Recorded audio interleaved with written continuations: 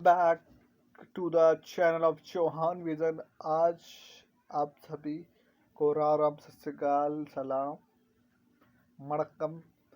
आज हम जो करने जा रहे हैं, एनालिसिस करने जा रहे हैं। किस का एनालिसिस? 7 अगस्त का। ठीक है, आज हम क्या करेंगे? आज दो करेंगे। आज जल्दी जल्दी हम निपटाते हैं। तो आज 7 अगस्त और 8 अगस्त ये दोनों हम एनालिसिस करेंगे एक ही वीडियो में। ठीक है, मैं आशा करता हूँ सभी भाई बहन छोटे बड़े, ठीक है, छोटे को राम राम, बड़ों को प्रणाम। ठीक है, और हम देखते हैं जो मोस्ट इम्पोर्टेंट वाले आर्टिकल्स है, आज हम क्या क्या पढ़ेंगे। ठीक है, तो मैं आशा करता हूँ आप ध्यानपूर्वक सुनेंगे और समझेंगे और अपने एग्जाम्स की तैयारी जोर से करेंगे, एक नंबर। ठीक है, तो फिर शुरू करते हैं अपना प्रोसेस पूरा, जो कि इस प्रकार है। हथियार निकाल लेते हैं, बाहर आ जाओ हथियार। देखो ये हमारा हथियार है, वो आपका हथियार है, ये मेरा हथियार। ठीक है,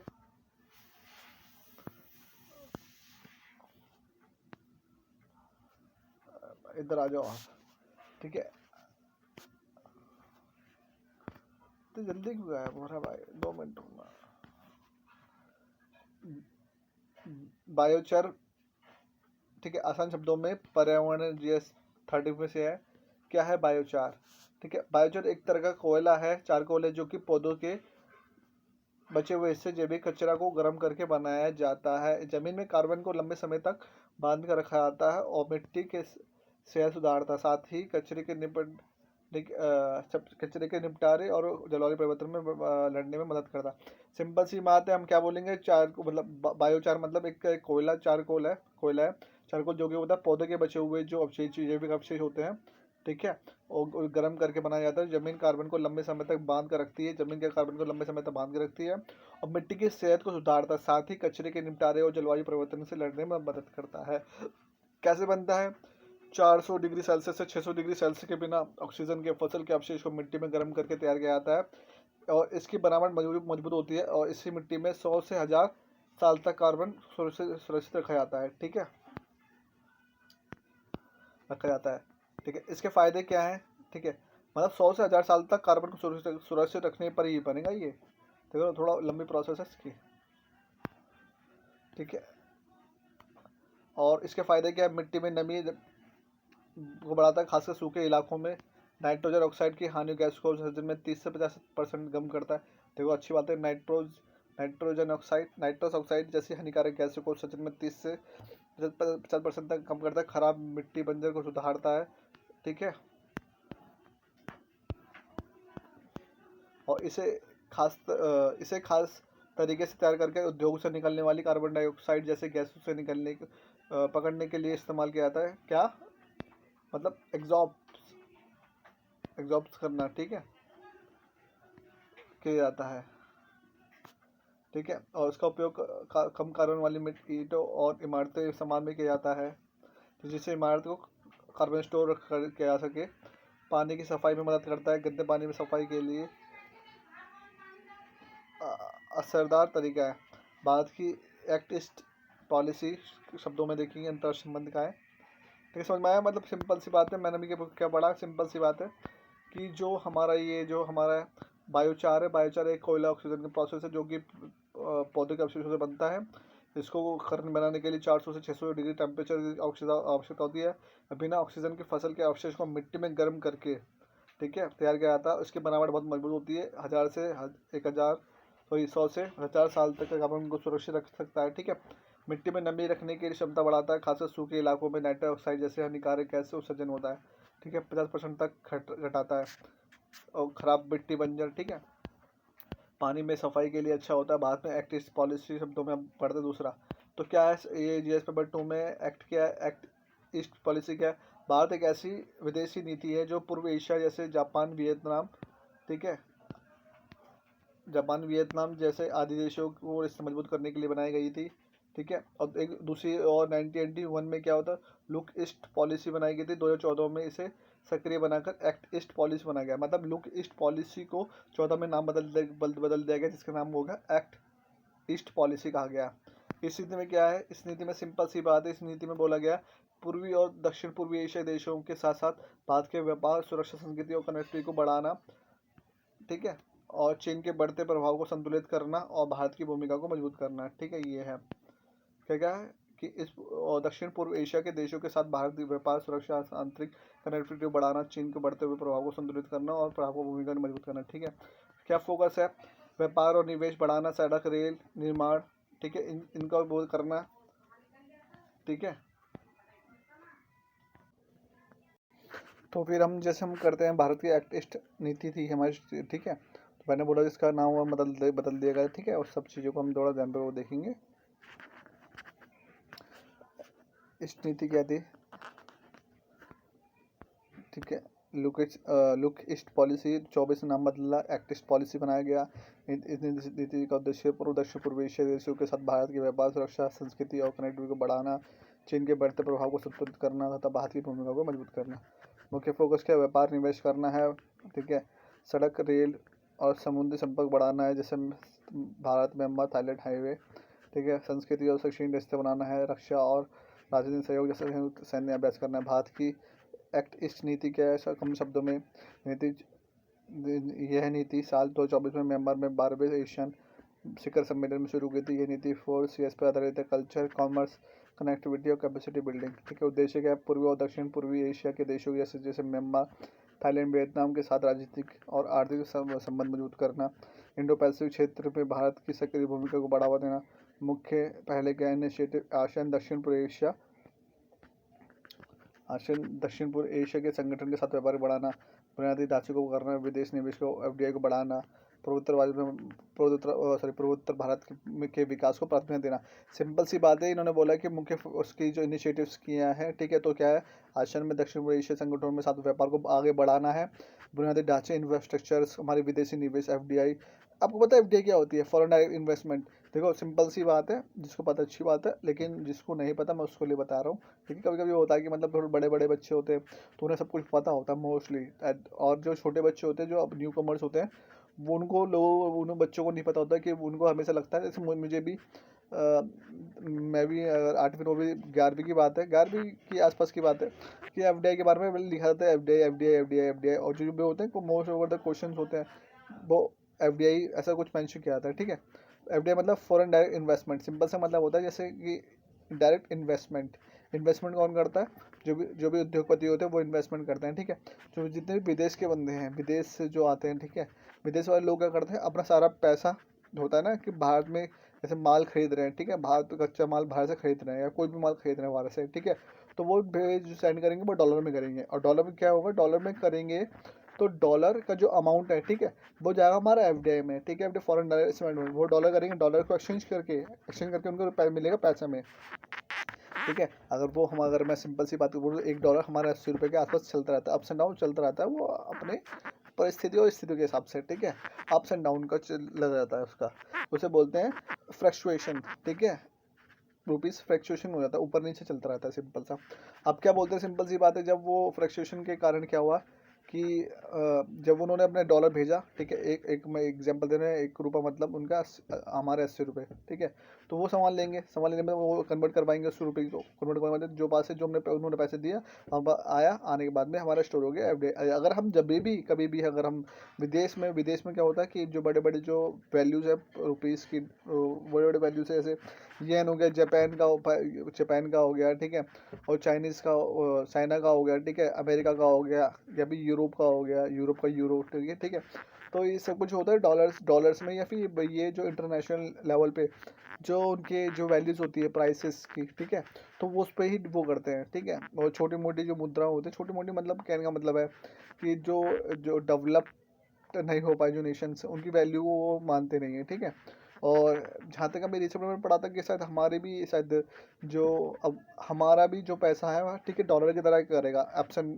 डॉलर की तरह करेगा एक्सचेंज पे। ठीक है, जो कि एक खुशी की बात है, अच्छी बात है कि हमें दूसरे पर डिपेंड नहीं होना पड़ेगा, क्योंकि अगर हमें पेट्रोल चाहिए, कुछ भी चाहिए, तो वो डॉलर मांगता है। अगर आपके पास FDI नहीं है, आपके पास रुपये से लेके आपके पास FDI नहीं है, ठीक है, तो आप कैसे अपने कोई सामान को खरीदोगे? कि वो उन्हें चाहिए डॉलर्स। ठीक है, डॉलर्स के लिए आपके पास डॉलर होने चाहिए, किसमें? रिजर्व्स में आपके डॉलर्स होने चाहिए, तभी आप उस सामान को ले सकते हो। ठीक है, तो इस चीज़ को थोड़ा ध्यानपूर्वक थोड़ा समझ में आ गया। FDI मतलब फॉरेन डायरेक्ट इन्वेस्टमेंट, जो कि होता है, जो कि इन्वेस्टर्स होते हैं जो डॉलर्स में पैसों को बेचते हैं, ठीक है, और फिर हम उसे कन्वर्ट करने के बाद में उन्हें रुपीज़ में देते हैं।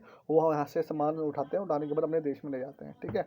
उसको और से बिल्डअप करके जैसे गेहूँ को फिर वहाँ पे जाके बिस्कुट बना दिया, फिर वहाँ पर वो सर्कुलेशन करते हैं, और वही माल फिर जाके अलग अलग डेस्टिनेशंस में भारत में, ठीक है, वो सर्कुलेशन होता है। तो मतलब ये कहीं कहीं ना कहीं क्या इंटरडिपेंडेंट है, कि ये नहीं बोल सकते कि आज के युग में या कि मैं पूरी तरह से डिपेंडेंट हूँ, ठीक है। आपको कहीं ना कहीं डिपेंड रहना पड़ेगा अलग अलग नेशंस पे, कंट्री पे। कोविड-19 आपको पता है कि बता दिया था कि भाई कोई भी नेशंस बिना खुद की डिपेंडेंसी खोए पॉसिबल नहीं है कि कर पाए, ठीक है। मतलब कहने का मतलब मेरा ये है कि वो नहीं बोल सकता कि मैं खुद ही पूरा इंडिपेंडेंट हो जाऊंगा, जैसे मेड इन इंडिया वाला प्रोसेस था ना। जैसे हमें पता चल गया था भाई कि क्या होता है क्या नहीं होता, क्या आपको खुद के बल पे, पैरों पे बल पे ही चलना पड़ेगा। दूसरे की बैठा के लेके आप कब तक चल पाओगे, और चल ही नहीं पाओगे, मुश्किल है, ठीक है। इस वजह से तो सिंपल सा मेरा पॉइंट ऑफ व्यू ये है कि एफडीआई का मतलब होता है जब विदेश वाले आते हैं, पैसा वो करते हैं, इंटरचेंज करवाते हैं, रुपये में खरीद के सामान ले जाते हैं। उसके बाद में कच्चा माल कुछ भी लेने के बाद में फिर वही माल क्या होता है, फिर वो वही बाजार में बिकता है। बिकने के बाद में ये प्रोसेस होती है। तो फिर सिंपल सिंपल सी बात है, ठीक है। और भविष्य की दिशा क्या हो सकती है? रेल सड़क के जरिए जापान और दक्षिण कोरिया पाकिस्तान के साथ व्यापारिक संबंध बढ़ाना। संबंध बढ़ाएंगे नेशंस के लिए, तो क्या होगा, हेल्प मिलेगी आने वाले नेशंस के लिए, ठीक है। तो ऐसे ऐसे चीज़ें बढ़ती है और ऐसे ऐसे हम काम करते हैं, ठीक है। तो हम दूसरा पॉइंट पढ़े इसमें इसमें ही, ठीक है। सुरक्षा और सहयोग और कूटनीति को बातचीत को मजबूत होगा। ये नीति 1991 की लुक ईस्ट पॉलिसी के नया अधिक सक्रिय रूप है। भारतीय तटों पर माइक्रो प्लास्टिक प्रदूषण में मछली पकड़ने की उपकरण की भूमिका आसान है।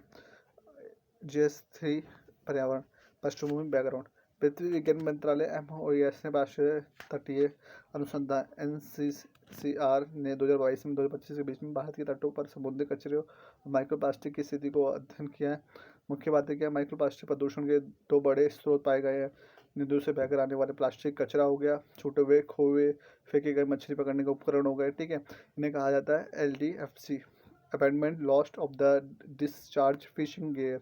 मतलब सिंपल सी बात है, आप ये बोल सकते हो इसमें कि इन्वायरमेंट में क्या होता है कि इन्वायरमेंट जो हमारे देश के लिए बहुत ज़रूरी है, देश के लिए क्या है, पूरी पृथ्वी के लिए बहुत ज़रूरी है, ठीक है। और हम जहाँ भी जैसे ले आते हैं घूमने के लिए, फिरने के लिए, और वहाँ पे गंदगी करना शुरू कर देते हैं। मोस्टली मैं बोलूँगा जैसे इंडियंस की कहीं ना कहीं आदत खराब लगती है, ठीक है। I proud to my nations, I proud to my Indians citizen. लेकिन कहीं ना कहीं कमियां हैं, उस कमियों को देखना पड़ेगा, उसे वो सुधारना पड़ेगा, ठीक है। कमियों को सुधारोगे तभी कुछ हो सकता है, ठीक है। अगर मैं ये नहीं बोल सकता कि मैं बहुत बढ़िया हूँ, ये हूँ वो हूँ एंड ऑल। देखो, सब में कमियां होती हैं, कमियों को सुधारना मैटर करता है। स्त्री पुरुष दोनों ही अलग अलग ही मायने पे होते हैं, ठीक है। लेकिन अगर मैं बात करूँ कि पुरुष भी तेज दिमाग का है, गुस्सैल है, और पत्नी भी गुस्सैल और तेज दिमाग की है, कि दोनों का फिर फ्लक्चुएशन कैसे हो नहीं पाएगा। दोनों में से किसी एक को अपने गुस्से को कंट्रोल करके दूसरी की बात को मानना पड़ेगा। और कभी उसकी बात को, उस गुस्सा है तो वो चुप हो जाए, तो उससे गुस्सा तो वो चुप हो जाए। अगर दोनों को एक समय पे गुस्सा आता है और दोनों ईगोइस्टिक्स हैं, तो कभी भी वो संबंध चल नहीं पाएगा, और कहीं ना कहीं डिवोर्स जैसे चांसेस देखने को मिलेंगे। तो वैसे सिंपल सा पॉइंट ऑफ व्यू है ये, कि इन्वायरमेंट और ह्यूमंस में दोनों में यही है कि अगर ह्यूमंस अगर दिन प्रतिदिन अगर नुकसान पहुंचाएगा नेशंस को या फिर इन्वायरमेंट को, या किसी प्रकार से पेड़ काटते चले जाओगे डेवलपमेंट के आड़ में, और अंदर ही अंदर इतना वो कर लोगे, तो भी कहीं ना कहीं रिबैक जरूर करेगा इन्वायरमेंट और अर्थ और नेचर। उन्हें जब वो रिपेयर करता, तो जैसे केदारनाथ ऐसी जो अभी यूके में हुआ है, ठीक है, उत्तराखंड में हुआ है, ठीक है। बाढ़ आ जाती है, सुनामी आ जाती है, लाखों लोग मर जाते हैं, ठीक है। कोविड-19 जैसी चीज़ें आ जाती हैं, तो ये सब क्या है रीज़न है। आप इन्वायरमेंट से खेलोगे तो इन्वायरमेंट भी खेलेगा आपसे, सिंपल सी बात है। अगर किसी का आप घर उजाड़ोगे तो कोई ना कोई और भी आपका घर उजाड़ सकता है। ये अपने आप को समझने की कभी कोशिश नहीं करनी चाहिए कि मैं इस संसार में महान हूँ और मेरे पे सब कुछ है, ठीक है, और मैं सब कुछ कर सकता हूँ अपने समय के अनुसार और अपनी आवश्यकताओं के अनुसार। तो ये चीज़ गलत है, ठीक है। तो उसको थोड़ा ध्यानपूर्वक देखेंगे, ठीक है। अब तो सीधे पढ़ते हैं, come to the point. Micro plastic प्रदूषण के 2 बड़े स्रोत पाए गए हैं। नदियों से बहकर आने वाला प्लास्टिक कचरा, ठीक है, छूटे हुए, खोए हुए, फेंके हुए मछली पकड़ने के उपकरण, जो उसे बोलते हैं फिश जार बोलते हैं, मतलब कांटा बोलते हैं, ठीक है। और सरल शब्दों में बात हो, जब मछुआरे मछली पकड़ने के बाद जाल या उपकरण समुद्र में छोड़ देते हैं, तो समुद्री चीज़ों और पर्यावरण के लिए हानिकारक बन जाते हैं, ठीक है। ये उपकरण धीरे धीरे माइक्रो प्लास्टिक में टूट जाते हैं, जो समुद्री जीवन और मानव स्वास्थ्य के लिए भी खतरनाक है। देखो लास्ट टाइम की बात है कि 11th क्लास में आपको पता है शायद उस स्कूल टाइम में क्या होता था कि लाइक स्कूल टाइम में लोग यही करते थे कि 11th क्लास में जो जो बंदा फर्स्ट टर्म में पास होता था तो वहाँ पे ले जाते थे घूमने फिरने के लिए कि बंदे ने बहुत मेहनत करी 11वीं में मौज लो है कि नहीं, लास्ट होता है, लास्ट वो लास्ट टाइम चलता है ऐसे। ठीक है, तो उसमें मेरा नाम भी था। ठीक है, तो हम आ गए थे नैनीताल।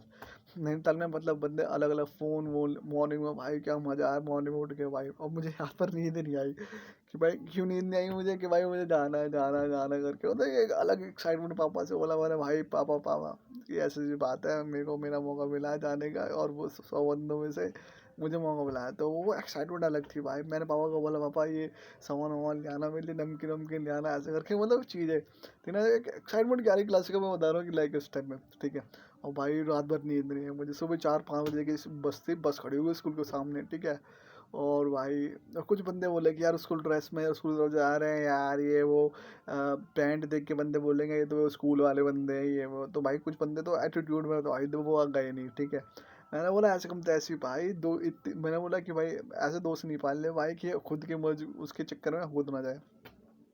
भाई मैं तो भाई रात भर मेरे को नींद नहीं आई, मैंने कपड़े बड़े तैयार कर रखे थे एक नंबर भाई। फिर मैं सिंपल सी बात है सीधा मैं निकला। निकलने के बाद में भाई जो ठंडक बोले, पापा ने स्कूटर निकाला भाई, मैं बैठा चलो भाई घर। वो भाई वहाँ पहुँचा, पहुँचने के बाद सिंपल सिंपल फिर उसके बाद में जैसे ही मतलब जैसे हम निकल लेते ऑफ चिल्ला रहे हो भाई, साइन कर रहे हैं कि भाई तुम्हें कुछ हो जाए तो हम जिम्मेदार नहीं है। मैं एंड मौके पापा साइन करो आओ दे दे, ले भाई पकड़ इसे मुझे नहीं चाहिए भाई। और वहाँ का कितना मौज आ रही थी भाई क्या बताऊँ। वो बंदा एक ना वहाँ पे नए नए आईफोन लेके आया था। आईफोन मतलब उस टाइम में बहुत बड़ी चीज़ थी, लाइक बहुत बड़ी चीज़ मतलब, लेकिन किसी किसी एक आध बंदों पे होता था आईफोन। ठीक है, उस टाइप से। ठीक है, और जैसे जैसे धीरे धीरे एक बंदा आईफोन चमका रहा था लोग, हम जैसे नैनीताल में ना वो बीच में एक बिल्कुल जो एक झील सी है, वहाँ वहाँ पे हम सर्फिंग कर रहे थे। ठीक है भाई, तो भाई मेरा फ़ोन छोटा वाला भाई, मैं बोला कि चलो भाई फ़ोटो वोटो लेने के बढ़िया है। फिर हमने एक रूम वहाँ पे एक बम्बू मोटल नहीं मोटल करके होटल था, वहाँ पे हम वहाँ पे स्टे करा। स्टे करने के बाद 3 दिन का वहाँ पे ट्रिप था, 1 हफ्ते का प्रोसेस था पूरा। ठीक है भाई, वहाँ पे गए जाने के बाद में तो धीरे धीरे फिर क्या हुआ कि उस बंदे ने फ़ोन, मैं बता रहा था, उस बंदे ने फ़ोन निकालने के बाद में 2-3 चम वो करता है, मतलब दिखाता हूँ कितना स्टाइलिश है ना। और भाई झटके से क्या हुआ पता नहीं मुझे, पता नहीं जो हमारी जो नाव थी, नाव झटके से थोड़ी वो हो गई। ठीक है, मूवमेंट करने लग गई और भाई तुरंत उसका फ़ोन सीधा ही समुद्र में, झील में। ओ भाई सब बंदा बोले बोले भाई मैं जा रहा हूँ समुद्र में गिर रहा हूँ भाई। बोला भाई रहने दे, फोन इधर फोन से ऊपर नहीं है जान, रहने दे क्या बात है। तेरे चक्कर में भाई पूरी ट्रिप कैंसिल हो जाएगी और बंदे घर में चले जाएंगे। ठीक है, तो भाई उस बंदे को फ़ोन चला गया। तो वो चीज़ बता रहा हूँ कि सिंपल सी बात है, उस बंदे का फ़ोन खो गया। और ऐसे ही लोगों के मतलब फ़ोन मछलियाँ उछलियाँ क्या होती हैं, वो जाके माइक्रो प्लास्टिक का रूप ले लेती है। और लेने के बाद में ठीक है, और ये समस्या उधर में देखा होगा, जैसे कभी कभी गंगा स्नान पे हम जाते हैं या फिर हम यमुना स्नान स्नान पे जाते हैं। ठीक है, तो वहाँ पे सिंपल से क्या होता है कि लोग आते हैं और जाते हैं 1 रुपया 2 रुपये या फिर कुछ भी सामान कुछ भी डाल देते हैं। ठीक है, पॉलीथीन या फिर माता के वो होते हैं कि सिंदूर या फिर जो भी होता है श्रृंगार के सामान सब डाल देते हैं बह बह के। वो माइक्रो प्लास्टिक का रूप लेते हैं, कहीं ना कहीं मछलियाँ उन्हें खाती हैं, खाने के बाद में उन्हें बीमारियाँ होती है, बीमारी के बाद में वही चीज़ें रिटर्न हो गए। देखो रिटर्न हो गया आपको आइए, सिंपल से इस चीज़ को ध्यान रखो। ठीक है, रिटर्न होगा आपको मिलना ही मिलना है। ठीक है, इस चीज़ को तो जब मछुआरे पकड़ने जाते हैं तो भाई अन्य उपकरण छोड़ देते हैं, समुद्र में जीवों का पर्यावरण के लिए हानिकारक बन जाते हैं। ठीक है, और उपकरण धीरे धीरे माइक्रो प्लास्टिक टूट जाते हैं और समुद्र में मानव सुख के लिए खतरनाक है। ठीक है, माइक्रो प्लास्टिक क्या है, आसान शब्दों में बात करूं तो पर्यावरण में माइक्रो प्लास्टिक बहुत ही छोटे प्लास्टिक के टुकड़े होते हैं। ठीक है,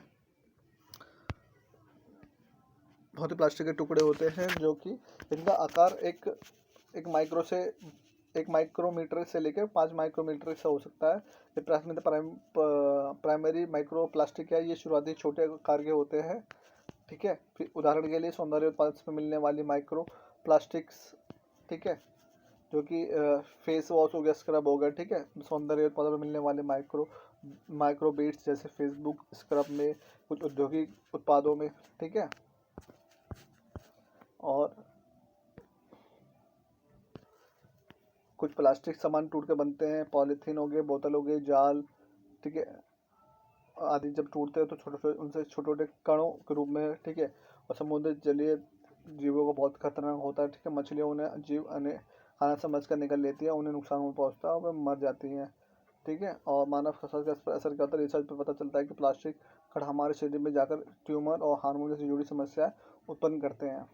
ठीक है, ऐसे करके ये सब समस्या होती है। हमें समस्या को तो होनी होगी, सिंपल सी बात है। देखो दुख कहीं ना कहीं रिटर्न करके तुम्हें मिलेगा मिलेगा। फूल उगा हुआ फूल मिलेगा, कांटे होगा तो कांटे मिलेगा, वो वाला प्रोसेस है सिंपल सा। ठीक है, ऐसे करके। और जो कि मछलियाँ को खाकर समझ कर निकल लेती है, उन्हें नुकसान होता है और वह मर भी सकती हैं।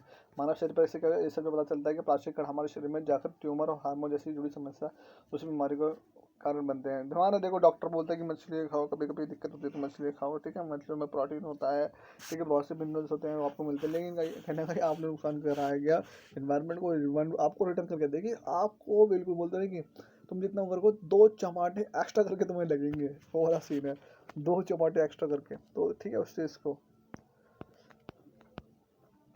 तो आज का इतना ही था। ठीक है, अब हम नेक्स्ट वीडियो पे चलते हैं। ये हमारे 6 अगस्त की, हम 7 अगस्त के वीडियो पे चलते हैं। ठीक है, 7 अगस्त वाली में हम करते हैं। हम आप अभी कर रहे हैं, अब नेक्स्ट वीडियो करते हैं 8 अगस्त वाली की भी करते हैं। ठीक है, इसमें 2 मैंने बोलता क्या आपके लिए 2 का प्रोसेस हो। ठीक है, तो चौहान विजन, ठीक है, जलवायु कार्रवाई पर अंतर्राष्ट्रीय न्यायालय ICJ की ऐतिहासिक राय के शब्दों में अगर बात करें तो क्या है फैसला। ठीक है, फैसला क्या है, सिंपल से हम देखेंगे कि ये फैसला है अंतर्राष्ट्रीय न्यायालय, ठीक है, ICJ जलवायु परिवर्तन के खिलाफ कार्रवाई को लेकर एक महत्वपूर्ण राय रख दी गई है। सभी देशों की कानूनी जिम्मेदारी है कि वे जलवायु परिवर्तन को रोकने के लिए काम करें। सही बात है।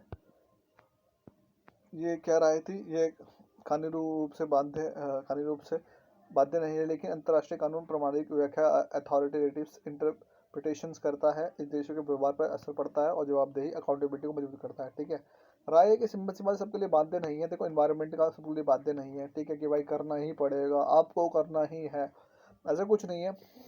लेकिन फिर भी एक खुद की एक इच्छा होती है कि नहीं ये गलत चीज़ें करनी चाहिए, मतलब ये गलत है। इससे देशों के व्यवहार पर असर पड़ता है और जवाबदेही भी अकाउंटेबिलिटी को मजबूत करते हैं। ठीक है, ICJ क्या मुख्य बातें क्या है, NDCS national determiner of the contribution, हर देश को अपनी जलवायु प्रतिबद्धता NDCS को पूरा करने के लिए ईमानदार के प्रयास करने चाहिए। इन लक्ष्यों में देश की सबसे अच्छी कोशिश महत्वाकांक्षा दिखनी चाहिए। ठीक है, ऐसे करके।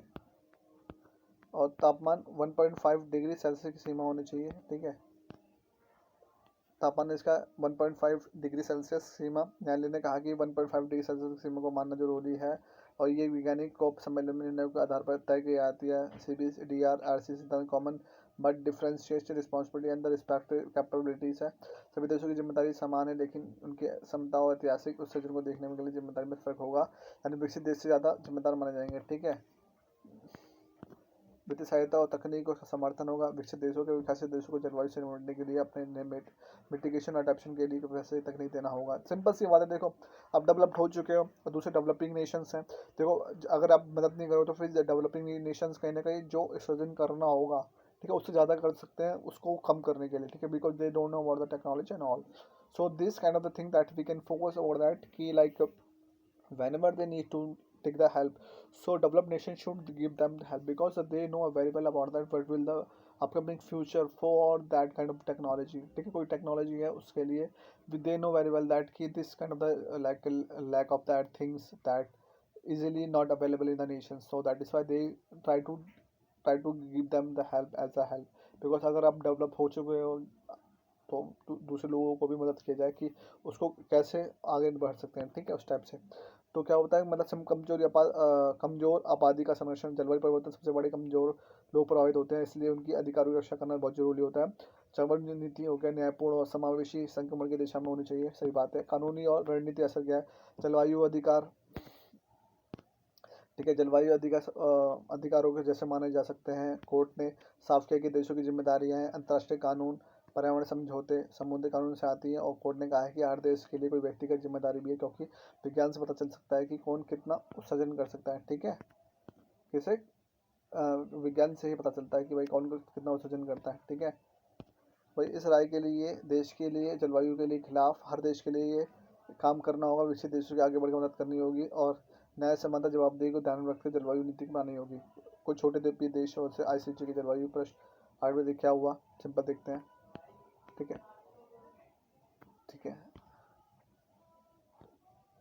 से हम देखते हैं कि छोटे छोटे द्वीप जैसे हो गए मालदीव, फिजी आदि जैसे जलवायु सबसे ज़्यादा प्रभावित होते हैं, उन्हें आज से परामर्श किराए मांगी, ठीक है, राय मांगी। सिंपल सी बात है, देखो सिंपल सी बात क्या है कि जैसे ग्लेशियर्स पिघलते हैं, ग्लेशियर पिघलते हैं तो क्या होता है, वहाँ का जो वाटर होता है, वाटर और जो भी ओशन का वाटर होता है वो इंक्रीज होता है, वहाँ का वाटर फ्लो करके समुद्र में आता है, और समुद्र का वाटर फ्लो बढ़ता है, बढ़ने के बाद में जितने भी जो आइलैंड्स वाले होते हैं, जो द्वीप होते हैं, ठीक है, वो धीरे धीरे धीरे धीरे वो डूबने की कगार पहुँचते चले जाते हैं, बहुत से ज़्यादा उनकी जो ज़मीन होती है, मिट्टी होती है, खसकती चली जाती है, खसकती चली जाती है, one day will come on that कि वो पूरी तरह से डूब जाएंगे। अभी बीच में किसी एक नेशंस का ये हुआ था कि जैसे छोटे छोटे नेशंस हैं, ठीक है, उनको बोला कि डेवलप किया जाए, इनको रिशेल्टर किया जाए, क्योंकि आने वाले समय में ये पूरी तरह से ख़त्म हो जाएंगे, ठीक है, ये द्वीप, क्योंकि दिन प्रतिदिन लोग क्या करते हैं, एमिशन घर में वो साथ घर में 4-5 गाड़ियाँ हैं, बंदे 5 हैं, 5 गाड़ी रख रखी है, ठीक है, तो पॉसिबिलिटी है कि भाई आप कहीं ना कहीं इन्वायरमेंट को भी देखो, ऐसा नहीं है कि आप होड़ में भाई उसने बगल वाले ने ली तो मैं भी लूँगा। तो दिल्ली में सिंपल सी बात है, मैं दिल्ली में बिलोंग करता हूँ, दिल्ली से बिलोंग करता हूँ, ठीक है, दिल्ली में रहता हूँ, ठीक है, ये मत बोलना कि लोकेशन क्या है सर आपकी, तो ठीक है, फिर निकलना मुश्किल हो जाएगा बाहर इस वजह से।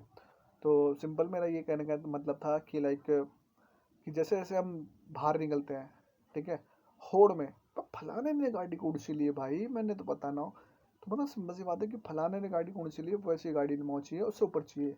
तो जो जो चीज़ें करते हैं, ठीक है, होड़ होती है, होड़ होड़ बंदे बहुत कर खता खराब हो गए हैं, होड़ नहीं करनी चाहिए, जिम बस ईमानदारी से करो, ठीक है, होड़ तो हमेशा ही खराब होती है कहीं ना कहीं, मैं उस चीज़ को अच्छा नहीं मानता हूँ, ठीक है, और मैं जैसे बाबा जलवायु न्याय की मांग करने में आसानी से होते, अब देश के अंतर्राष्ट्रीय मंचों पर वह कह सकते हैं कि जलवायु कार्रवाई के लिए अन्य देशों के लिए कानूनी जिम्मेदारी है, नीतिगत मुकदमे, पॉलिसी लिटिगेशन इससे सबूत के तौर पर पेश करने के सकते हैं, ठीक है। तो मतलब जैसे मैं मतलब बता रहा था कि वाटर लेवल इंक्रीज हो जाएगा जब ओशन का, ठीक है, समुद्र का, तो जितने भी छोटे छोटे देश होते हैं, फिजी हो गया, मालदीव हो गया, सब डूब जाएंगे, और कहीं ना कहीं हम उसके खुद के जिम्मेदार होंगे, ठीक है, कहीं ना कहीं हर एक व्यक्ति जो भी जीवन जो सांस छोड़ रहा है ले रहा है वो जिम्मेदार है, ठीक है।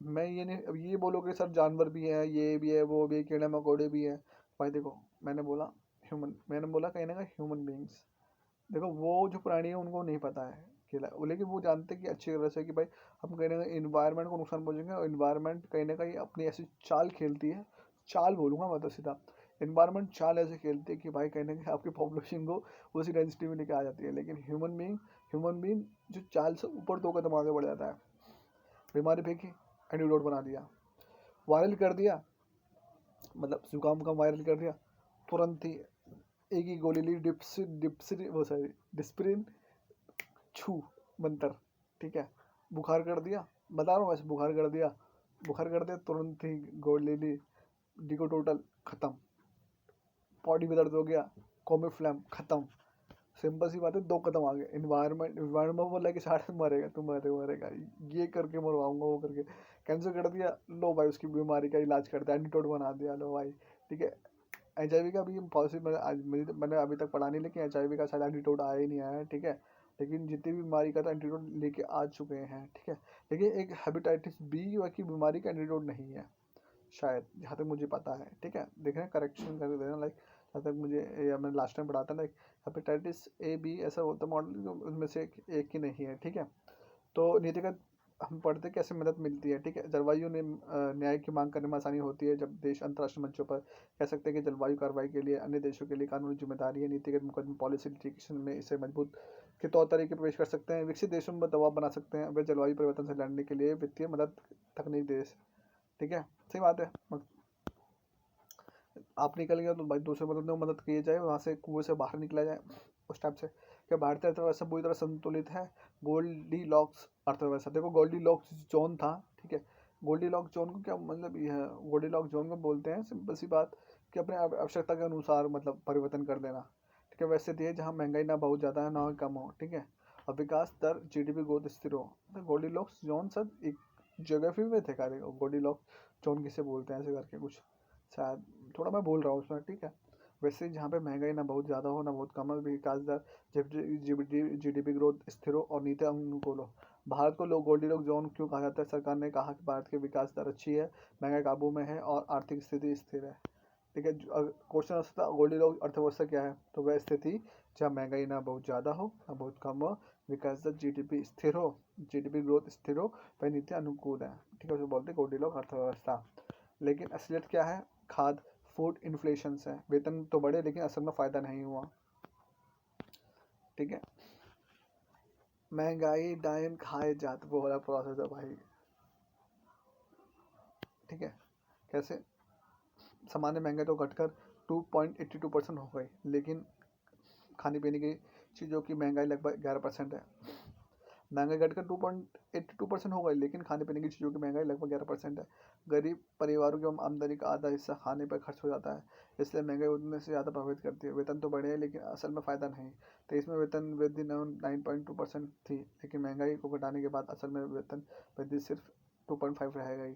ठीक है, 2020 में लोगों को असल आमदनी घट गई, आय असमानता बढ़ी, भारत की धनी गरीब गरीब खाई गहराई मतलब सॉरी भारत के जो धनी जो लोग हैं उसमें गहराई खाई आई। कैसे, कहने भारत के धनी गरीब के बीच की खाई गिराती जा रही है।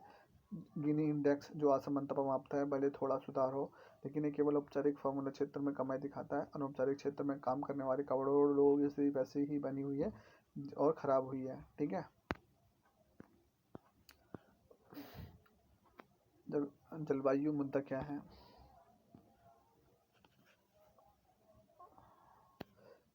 आईसीजे की राय छोटे देशों के कानूनी और नैतिक आधार देती है कि वे बड़े देशों की जलवायु नियमित मांग है। आईसीजे क्या बोले कि राय छोटे देशों को कानूनी और नैतिक आधार देती है कि वे बड़े देशों से जलवायु न्याय मांग सके। अर्थव्यवस्था, भारत की अर्थव्यवस्था पर सतही और तौर पर स्थिति अच्छी दिखती है, लेकिन आम आदमी की महंगाई का बोझ, कम वेतन वृद्धि और बढ़ती असमानता और ये संतुलन अधूरा लगता है। ठीक है, भारत की अर्थव्यवस्था का संतुलित हकीकत क्या है, के आकार की रिकवरी क्या होता है, के शेप्ड इकोनॉमी, अभी लोगों की आय बढ़ गई, कोविड-19 के लाभ, बाद के लाभ, अब की गरीब असंगठित कमजोर हालत में जैसे कि वैसे ही खराब होती चली गई। ठीक है, राजकोषीय घाटा पड़ा, राजकोषीय घाटा कैसे, फिजिकल डेफिसिट कैसे हुआ कि राजकोषीय घाटा यानी सरकार की कुल कमाई का खर्च, हाँ सरकार की कुछ कुल कमाई का खर्च में फ़र्क हुआ। 22 से 23 में 6.4% और 25-26 तक लेके 4.4% होने की उम्मीद।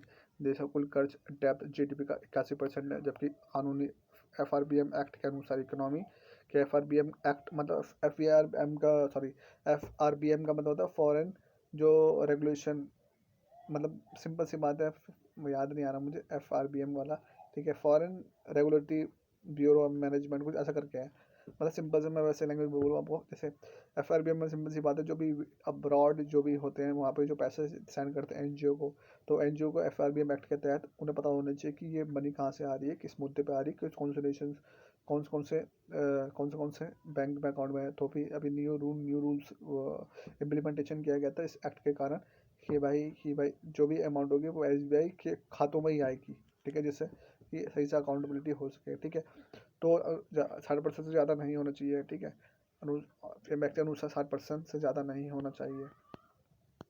परिणाम क्या, सरकार के पास असामाजिक योजनाओं पर खर्च करने की कम जगह है, जिससे भविष्य में टैक्स बढ़ने की संभावना हो सकती है। कल्याणकारी राज्य की सीमा क्या है, सरकार की कमाई का बड़ा हिस्सा ब्याज चुकाने में चले जाता है। स्वास्थ्य, शिक्षा और बुनियादी ढांचे पर निवेश अब भी बहुत कम है, जिससे लंबी अवधि का विकास धीमा पड़ सकता है। असली जिंदगी में क्या है, गोल्डीलॉक्स स्थिति, भले ही आर्थिक आंकड़े जैसे महंगाई विकास दर अच्छे दिख रहे हैं, लेकिन जमीनी स्तर पर महंगाई का दबाव, कम वेतन और बढ़ती आय समानता आम लोगों के लिए बहुत मुश्किल पैदा हो रही है। ठीक है, भारत में भूजल और प्रदूषण एक गंभीर समस्या है। अगर आप आसपास के इलाके में रहते होंगे, जैसे संगम बिहार हो गया मेरे नियर बाय पड़ता है, वहीं पे पानी की बहुत किल्लत होती है। लोगों के घरों के बाहर बड़े बड़े ड्रम रखे होते हैं, क्यों, सिंपल सी बात है, तो लैक ऑफ द वाटर, और वाटर है तो बहुत ज़्यादा नहीं है।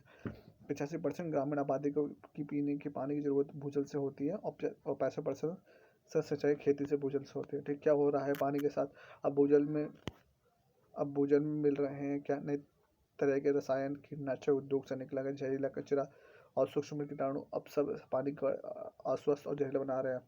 देखो सिंपल सी बात, जो भी दिल्ली में रहता है, ये मत सोचे कि पानी ये बिल्कुल बहुत बढ़िया आ रहा है। ये आपका गटर का, नाली का, कीचड़ का पानी जाता है, सीवेज का पानी जाता है, जाने के बाद में इसे रिसाइकिल किया जाता है। 2-3 बार फिल्ट्रेशन करके, तो वही जो तुम गंद मूत्र वूत्र वाला पानी होता है वही साफ करने के बाद वही पी रहे हो आप सभी, ठीक है।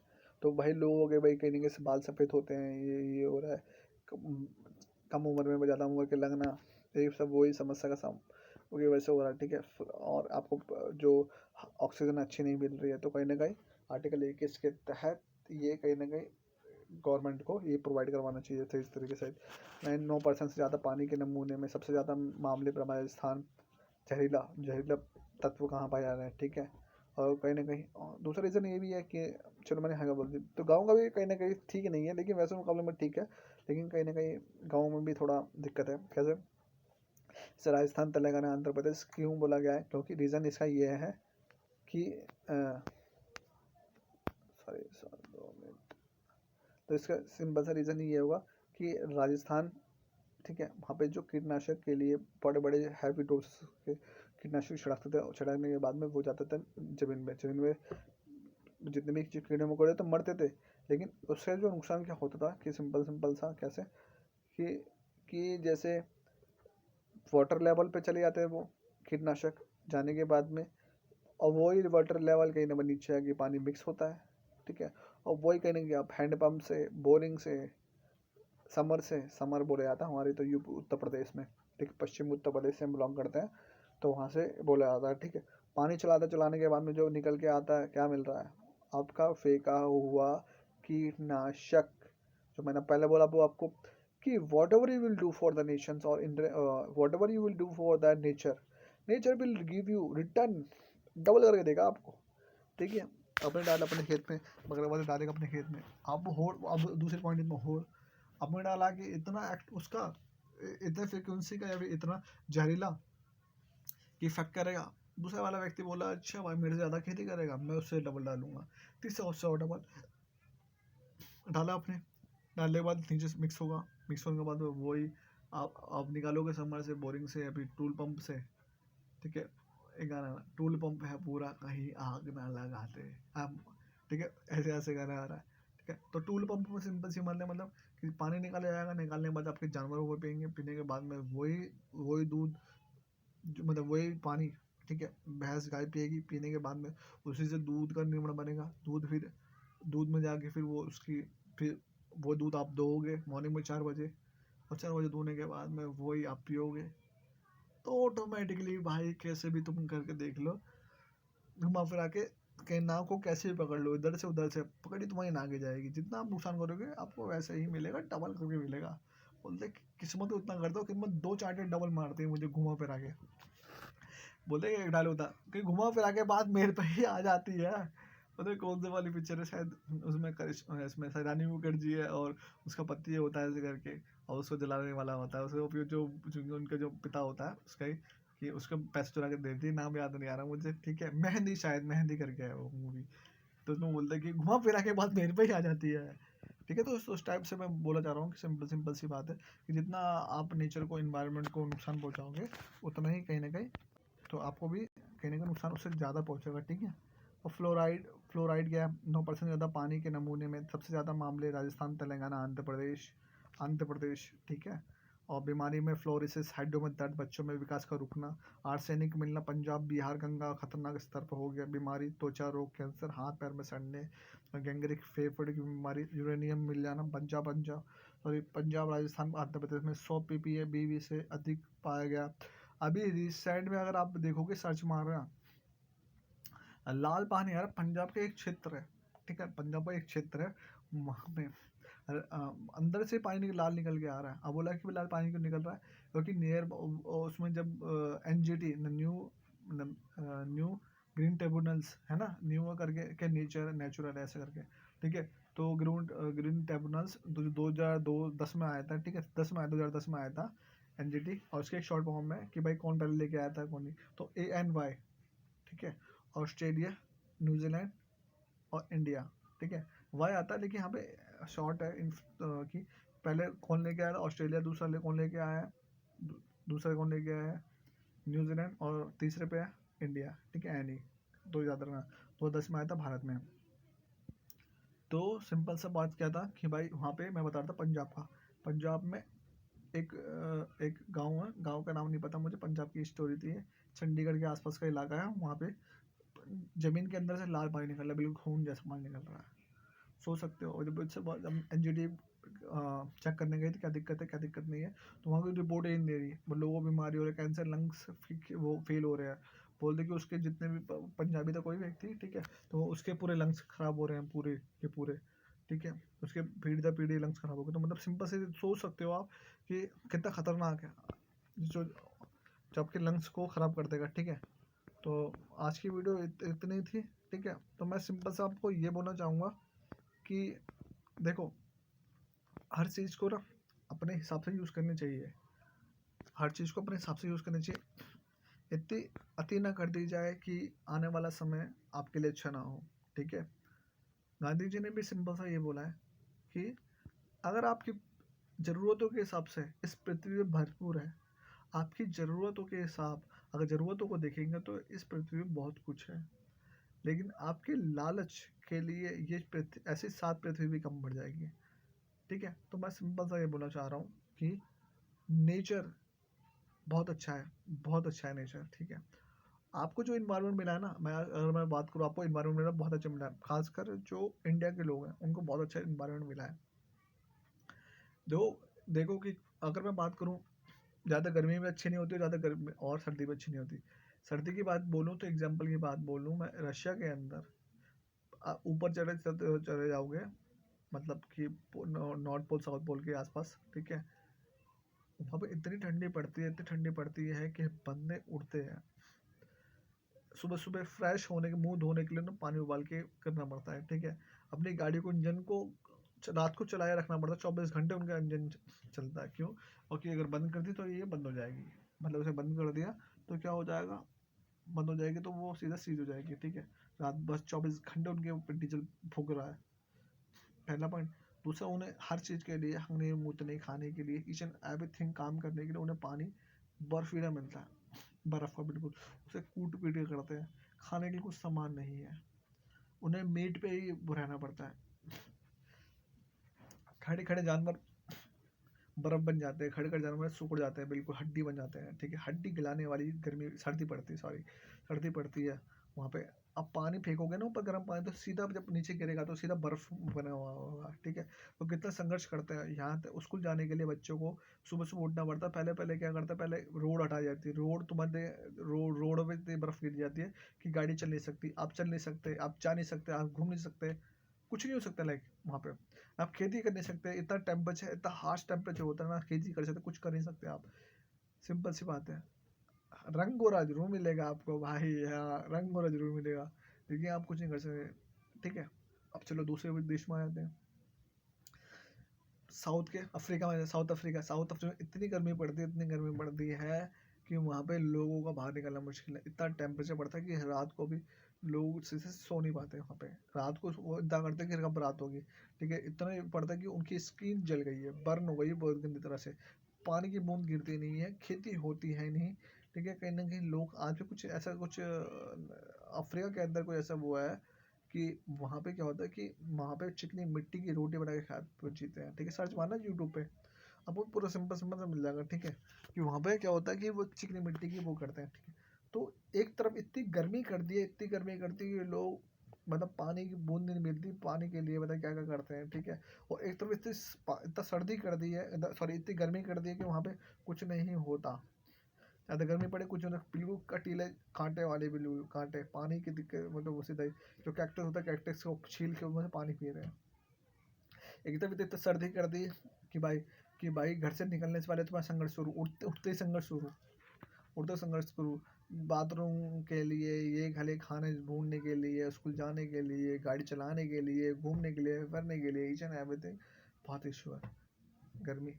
अब आते हैं आपकी बात, भारत, मेरा भारत मान, ठीक है। बहुत सी कमियां हैं, लेकिन कोस कोस पे बदले पानी, सवा कोस पे पानी, ठीक है।